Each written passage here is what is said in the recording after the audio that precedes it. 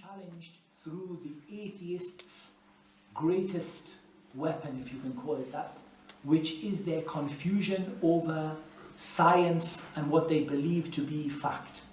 And so what they do is they bring facts that have no evidence for them, that have no scientific proof for them at all. And what they do is they manipulate them in your eyes until they cause you to reject something that the Prophet ﷺ said. Islam is a very simple religion, and Islam is also a religion that is compatible with the world around us. Islam does not have a problem with science as a whole. But no doubt that when there is a contradiction between what a scientist says and what the Prophet ﷺ said, there is no doubt whatsoever that what the Prophet ﷺ said is to be given precedence. Because he is giving you news from the creator of the heavens and the earth. The scientist, one day he says the earth is like this, one day the earth is like that.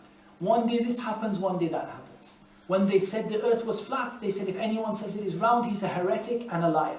Then they said it's round, they said whoever said it's flat is a heretic and a liar. They change their minds on a regular basis. And when they get something in their minds about a certain idea, they carry it forward as though, wallahi, it came from Allah Azza wa Jal directly. Such as evolution and other things. That when you look at the balanced science behind it, you find that there is no science behind it at all. There is a bunch of pictures who somebody drew with a pencil of an ape becoming into a human being, and they said this is proven. Rather, all it is, it's proven just as much as a Disney cartoon. And somebody drew it with a pencil and said, there you go, we prove it. We said to them, prove us one time that it happened. Bring us one single piece of evidence. They said, we will find it, don't worry, we'll get back to you, 5 minutes. Well, every evidence they have brought, forged, lies, exposed, then again, so reality is, don't be fooled by a test when people try to get you to abandon something the Prophet ﷺ said. Yes, we have to understand it in the right way. Yes, we have to not take it, we have to take it as it should be taken.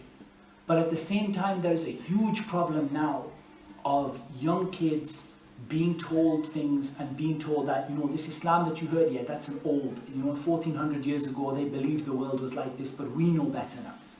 The reality is that we take what the Prophet ﷺ said above and beyond everything else without question.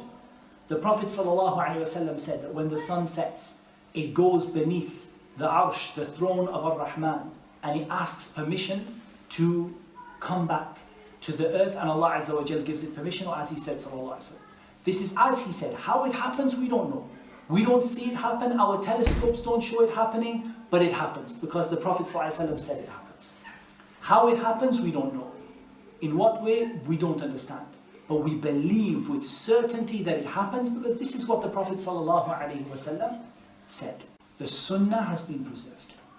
Letter by letter, word by word, report by report. And again, it's a long topic. I also have a YouTube video on this.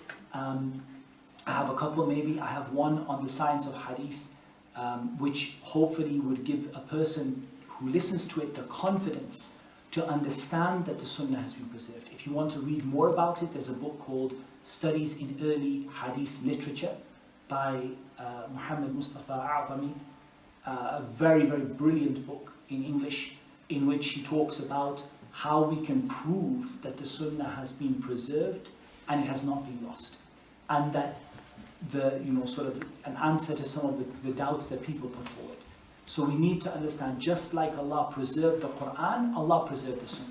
But the means by which the Sunnah has been preserved, the way of the Prophet ﷺ, is by reports, chains, narrations, memorization, checking, and the science of hadith in general to preserve this message for us. So we don't have to doubt that what we read is authentic. We do have to check the source, of course, because it's not like the Quran. It's not in one book that you can just say, okay, here's the Quran and here is the Sunnah. Instead, the Sunnah comes across many, many books, perhaps many hundreds of books if you count all of the little parts everywhere. The most important of those books are probably 6 or 7, which are the most important. The first being Sahih al-Bukhari and Sahih Muslim. All of the narrations in here, in a general sense, are authentic. You then have what are known as the 4 Sunnah, which are the four books of reports from the Prophet ﷺ, Jami' al-Tirmidhi and Sunan Abi Dawud, Sunan al-Nasa'i and Sunan Ibn Majah. These four are a mix of authentic and inauthentic. So when you see something reported in one of those four, you need to check the reliability.